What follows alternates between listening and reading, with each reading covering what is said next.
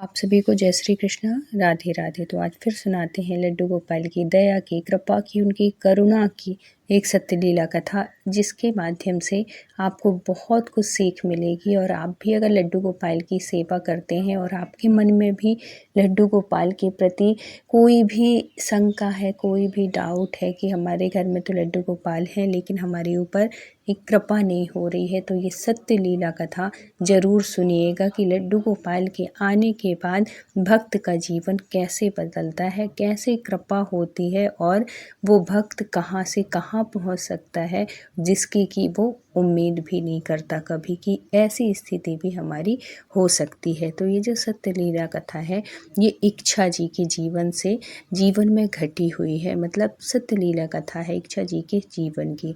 तो जो इच्छा जी हैं उनका जो जीवन था लड्डू गोपाल के आने से पहले बहुत ही निराशा से भरा हुआ था, बहुत ही कष्ट में ही समझ लो इस तरीके से था। लेकिन लड्डू गोपाल के आने के बाद जो उनका जीवन बदला है वो कभी स्वप्न में भी नहीं सोच सकती थी कि आज मेरी परिस्थिति इतनी अच्छी हो जाएगी, आज मेरा जीवन ऐसे हो जाएगा। क्या था, ये जो इच्छा जी थी ये जब तक लड्डू गोपाल की सेवा नहीं करती थी तब तक ये बहुत परेशान थी। मतलब हर किसी औरत के जीवन में ना कोई परेशानी होती है। परेशानी तब शुरू हो जाती है जब वो शादी करके आती है और हस्बैंड का उसको साथ नहीं मिलता। अगर साथ है तो वो कम परिस्थिति में भी बहुत अच्छे से जीवन व्यतीत कर सकते, लेकिन सब कुछ होने के बाद भी उस औरत को हर एक चीज़ के लिए तरसना है, तो उससे बड़ा ये समझो कि दुर्भाग्य कोई हो नहीं सकता। और उसके साथ साथ उसके पति का साथ ना मिले तब तो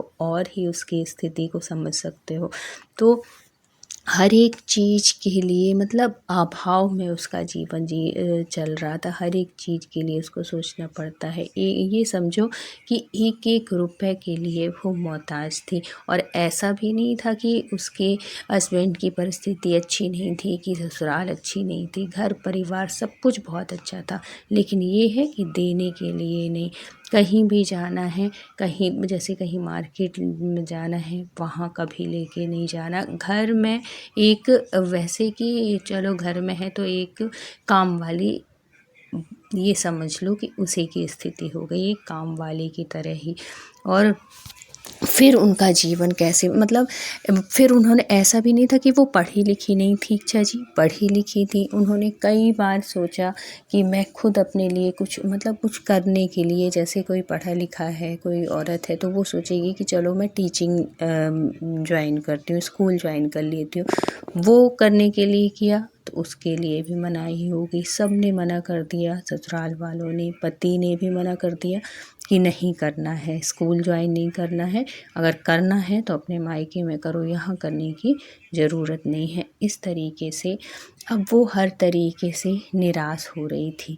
क्या करे क्या ना करे, कैसे करे, कैसे अपने जीवन को सही लाइन में ले जाए। और ऐसे भी नहीं थे, चलो ठीक है पैसे इतनी बड़ी बात नहीं होती, इतना मायने भी नहीं रखता। कब नहीं रखता, जब चलो ठीक है पैसे अगर आप नहीं दे रहे हो, पैसे कोई नहीं, लेकिन आप उसके साथ अच्छे से व्यवहार करो, अच्छे से रहो। वो भी नहीं, बात भी नहीं करना है अच्छे तरीके से, कोई व्यवहार भी नहीं है उसके साथ, कुछ भी नहीं, मतलब कि कोई मतलब ही नहीं। तो ऐसे में कैसे कोई औरत एक अपने जीवन यापन कर सकती है, कैसे उस घर में रह सकती है। लेकिन फिर भी जो इच्छा थी वो रह रही थी बहुत अच्छे से। और आज तक उनका किसी को कुछ भी नहीं, बड़े बाहर निकलती कभी किसी को ये पता नहीं चला, ये एहसास नहीं हुआ कि इसके जीवन में कितने कष्ट हैं। ये सिर्फ अंदर ही अंदर रोती रहती, बिलखती रहती, यहाँ तक कि उसने अपने घर वालों तक को कुछ भी नहीं बताया था, ये सोच के कि चलो समय है, समय सबका होता है और एक ना एक दिन समय सबका बदलता है। वो सिर्फ भगवान की सेवा में लगी रहती, भगवान की। और लड्डू गोपाल से पहले वो शिव जी की भक्त थी, बचपन से ही शिव जी का जो सोमवार का व्रत है वो रखती थी और आज भी रखती है सोमवार का व्रत। तो शिव जी की भक्त थी, हमेशा शिव जी के सामने यही बोला करती थी कि भगवान ऐसे क्या मेरे मेरे से अपराध हुए हैं, ऐसी क्या गलती हुई है जिसकी सज़ा मुझे इस तरीके से मिल रही है। इससे अच्छा तो मेरी किसी मज़दूर के साथ भी अगर शादी हो गई होती, कम से कम वो तो कम से कम अच्छे से रखता। मतलब देखो, अच्छे से रखने का मतलब ये नहीं होता है कि पैसे ही सब कुछ होगा ना। कम परिस्थिति में भी, एक कम बजट में भी अगर आप हस्बैंड वाइफ का रिश्ता अच्छा है, एक दूसरे को समझते हो, एक दूसरे से बात करते हो, तो हर परिस्थिति बहुत अच्छे से दोनों जी सकते हैं। लेकिन सब कुछ अच्छा होने के बाद भी आप उससे कोई मतलब ही नहीं रखते, उससे बात ही नहीं करते, बात करोगे तो बिल्कुल असभ्यता वाली बात करोगे, ऐसे चिढ़ के जैसे कौन सा एक शब्द बोल के एहसान कर रहे हो, इस तरीके से। तो उसका इतना तकलीफ़ में ऐसे ये सब, जब हम किसी एक लड़की जब दूसरे घर जाती है, मतलब अपने ससुराल जाती है, तो सबसे इम्पोर्टेंट होता है उसका पति का रिश्ता उसके साथ।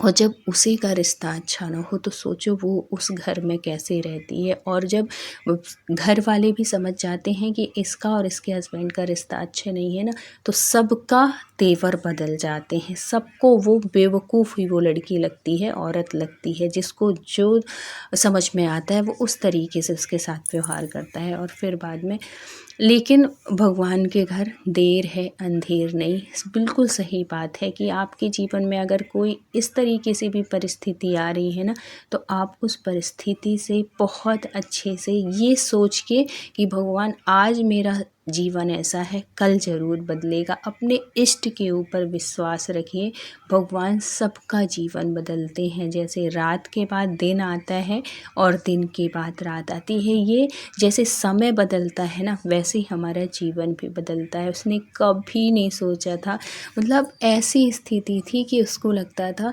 कि कोई मुझे, मतलब महीने में मुझे कोई 200 रुपये दे दे, 500 रुपये दे दे, तो मेरा चलो अच्छे से चल जाएगा। बेटा हो गया था, कभी कभी जब तक हुआ नहीं था तब तक उसको पैसे की कोई वो नहीं थी, लेकिन जब बच्चा हो गया था ना, और ऐसा नहीं था कि उसकी ज़रूरतें पूरी नहीं होती थी, सब कुछ हो रही थी, लेकिन एक औरत का रहता है ना कि अपने पास में कुछ तो हो, मतलब कि कभी 200-400 रुपये भी तो हो कि कभी हमारी कुछ इच्छा हो तो हम ले सकें। जब बच्चा हो गया ना, बच्चा किसी भी चीज़ के लिए कुछ कहता और उसके पास जब पैसे नहीं होते, तब उस बात पे उसको बहुत दुख लगता। अब बच्चा स्कूल भी जाने लगा, स्कूल में भी ज़रूरतें, कभी कभी पेन चाहिए, कभी पेंसिल चाहिए, कभी कुछ चाहिए, ठीक है। ऐसे नहीं है कि उसके पिताजी उसकी ज़रूरतें पूरी नहीं करते थे, बच्चे की सब कुछ करते थे।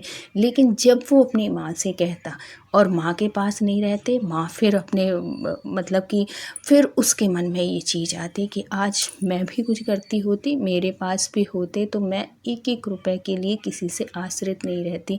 और फिर पैसा मांगना ना बहुत बुरा लगता है, किसी को भी हो कि भैया पैसे दे दो, पैसे नहीं है, क्यों चाहिए, किस लिए चाहिए, ये पहले उससे 10 बात पूछो, फिर हम उसको 500 रुपये पकड़ाएंगे।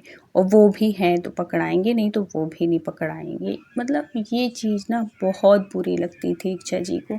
वो हमेशा भगवान से कहते थे कि भगवान जी, कभी ऐसी मेरी स्थिति होगी कि मैं भी कभी मेरे हाथ उठेंगे नहीं मांगने के लिए, हमेशा मेरे हाथ देने के लिए उठें। कभी ऐसे मेरे जीवन में ऐसी परिस्थिति आएगी, ऐसे वो हमेशा कहती थी, सोचती थी कुछ करने के लिए। लेकिन घर में ऐसा था कि बाहर जाके कुछ भी नहीं करना है, जो करना है घर में करो, घर के अंदर कोई क्या कर सकता है। लेकिन देखो, भगवान की जब कृपा होती है ना, और भोलेनाथ जब प्रसन्न होते हैं तो कृष्ण भक्ति मिलती है। तो अब ये समझो कि उसके जो दुख का टाइम था वो अब टलने वाला था। कैसे कि अब उसका जो मन था वो कृष्ण भक्ति के प्रति होने लगा था। उसके घर जब से लड्डू गोपाल आए थे ना, ये समझो तब से उसका जीवन बदलना शुरू हुआ। लड्डू गोपाल के आने से पहले ऐसे ही बातों में वो बैठी हुई थी, और उसके बेटा बहुत छोटा था, लेकिन उसने आइडिया दिया एक काम करने का। वो काम उसने स्टार्ट किया घर बैठे ही, और भगवान की कृपा से, कन्हैया जी की कृपा से वो काम उसका इतना अच्छा चलने लगा कि अब उसके पास अब ये नहीं है कि जब कोई दे तब उसके पास पैसा। भगवान इतनी कृपा किए हैं, कन्हैया हमेशा ऐसी कृपा किए रहना कि अब उसको मांगना नहीं पड़ता, अब वो देने के लिए हाथ उसके उठते हैं, ना कि उसके हाथ मांगने के लिए। और ऐसे होना ही चाहिए हर किसी के जीवन में। ये स्थिति कभी न आए कि आप बार बार मांग रहे हो कि मुझे पैसे दे दो, मुझे पैसे दे दो, और पैसे मिल नहीं रहे हो। हे लक्ष्मी माता सबके जीवन में इतनी कृपा करना कि कभी किसी के सामने किसी के हाथ ना फैले। तो अब जब इसका काम शुरू हो जाता है, इसका थोड़ी काम चलने लगता है, इसकी थोड़ी थोड़ी इनकम शुरू होने लगती है, इतनी हो जाती है कि अब उसको ना खुद से अच्छा लगने लगता है कि चलो अगर वो 500 रुपये भी कमा रही है ना अपने महीने, तो वो खुद की कमाई के हैं, खुद की, मतलब उतने में भी वो इतनी संतुष्ट हो जाती थी कि ऐसा लगता था कि जैसे उसको 5,000 मिल रहे हो। 500 रुपये से उसने स्टार्ट किया, 500 से उसने कितना, मतलब आज की स्थिति इतनी अच्छी है कि उसका बहुत ही अच्छे से चल जा रहा है, सब अच्छे से चल रहा है। और ये सब कृपा है उनके कन्हैया की। और ये काम करते करते बीच में उसका मन होता है कि मैं कन्हैया जी की सेवा करूं। कन्हैया जी थे उनके घर में, छोटे से बाल रूप में वो सेवा करती थी, लेकिन फिर उसने बड़े रूप में कन्हैया जी लेके आए। और जब से उनकी सेवा की है ना, इतनी कृपा बरस रही है उसके जीवन में, इतनी कृपा है कि पूछो मत। ये समझो कि वो अपने पैरों में खड़ी हो गई है, और ये सब कुछ कन्हैया की कृपा है। अब वो किसी के आश्रित नहीं है। तो कन्हैया हमारे ना बहुत दयालु है, बहुत कृपा करते हैं, बहुत ही करुणामयी है। वो आपकी परिस्थिति को बहुत अच्छे से समझते हैं। और इसके साथ साथ हमें धैर्य रखना चाहिए कि हमारा जो समय है वो ज़रूर बदलेगा। और जब हम कृष्ण भक्ति में लगते हैं ना, तो हमारे जो विचार हैं, जो हमारी सोच है, एकदम से बदल जाती है। हमारे जीवन में इतना सुकून, देखो पैसा बस सुकून नहीं होता, और पैसे बस से कुछ नहीं होता। अगर पैसे के साथ साथ अगर आप भक्ति में लगे हुए हैं, तो वो जो पैसा है ना, आपका सही तरीके से आएगा और सही जगह पे खर्च होगा। तो जब ये कन्हैया जी आ जाते हैं, कृष्ण भगवान की सेवा करने लगती है, उसके बाद उसके जीवन में जो खुशी नहीं, अब तो उसके जीवन में आनंद है। इतनी कृपा होती है, इतनी कृपा हो रही है कन्हैया की कि उसको एक एक पल में महसूस होती है उनकी कृपा। सुबह से लेके शाम तक इतनी कृपा कर रहे हैं कन्हैया। और ऐसा नहीं है, उनके जो कन्हैया है ना, बहुत ही दयालु, बहुत अनुभूति कराते हैं। इतनी सुंदर, इतनी मनमोहक छवि है ना कि ऐसा लगता है कि बस उनके साथ बिल्कुल बैठे रहे, उठने का मन नहीं करता। और ये कब होता है? जब आपके भाव जुड़े होते हैं। वो अपने कन्हैया जी को एक पुत्र के रूप में सेवा करती है, और वही भाव से वो भी उनको मानते हैं। हर एक बात कन्हैया जी से वो हर एक बात शेयर करती है, क्या काम करना है, क्या नहीं करना है, कहाँ जाओ, मतलब घर से अगर उसने एक कदम भी रखा है ना, तो पहले कन्हैया जी से बात करके जाएगी। और यही होना चाहिए कि अगर आप अपने घर में ठाकुर जी विराजमान किए हैं, तो उनसे एक एक बात की उनको जानकारी होना चाहिए। जब आप उनको अहमियत देते हैं ना, तो वो हर एक पल का आपका ध्यान रखते हैं, और फिर कैसी कृपा बरसाते हैं कि आप पूछ नहीं सकते, और मतलब कह नहीं सकती, इतनी करुणा होती है। और आज की स्थिति में इच्छा जी की स्थिति इतनी अच्छी है, इतनी अच्छी है कि अगर वो अपने मन से कुछ भी चाहे ना, कुछ भी स्वेच्छा से चाहे तो कर सकती हैं।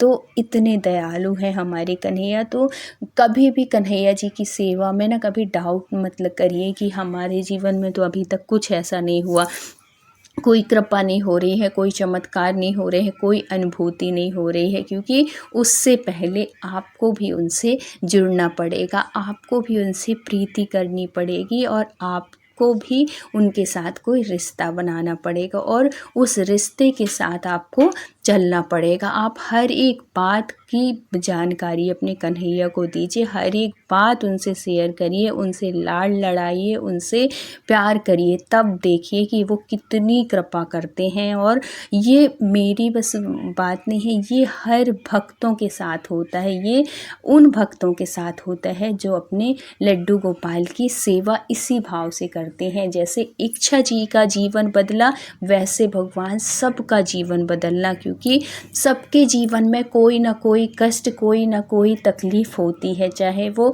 मानसिक हो, चाहे वो शारीरिक हो, चाहे वो घर परिवार की हो, पति की हो, बच्चे की हो, सबके जीवन में कोई ना कोई परेशानी होती है। लेकिन जब हम भक्ति के उसमें रहते हैं ना, जब हम भगवान की शरण में रहते हैं, तो वो परेशानी भी उस परेशानी से भी ना निपटने में हमारा जो मन है वो बड़ा वो रहता है, शांत रहता है, आसानी से वो परिस्थिति भी हम निकाल सकते हैं। और जब हमारे पास भगवान का सहारा होता है, स्थिति वही हो, चाहे परिस्थिति वही हो, हस्बैंड जैसे था वैसे ही हो, लेकिन हमारे मन में इतनी शांति होती है, इतना सुकून, इतनी समझदारी आ जाती है ना कि वो जीवन भी बड़ा अच्छा आनंद में लगने लगता है। इसलिए क्योंकि हमारे साथ कन्हैया का साथ है। कोई बात कर रहा है, नहीं कर रहा है, दे रहा है, नहीं दे रहा है, अब उससे कोई फ़र्क नहीं पड़ता।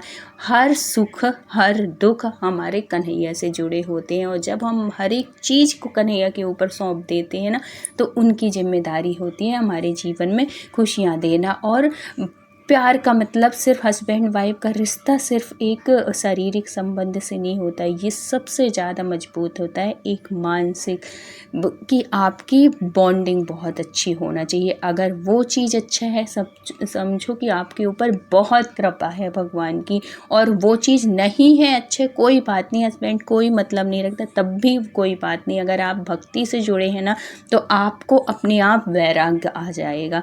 आपको ये सब चीज़ें ना बिल्कुल बेकार की लगने लगेगी और ये लगेगा कि हमारे भाग्य में जो था वो मिला, जो है वो भी बहुत अच्छा है, जो हुआ वो भी, मतलब हर एक चीज़ में पॉजिटिविटी आ जाती है।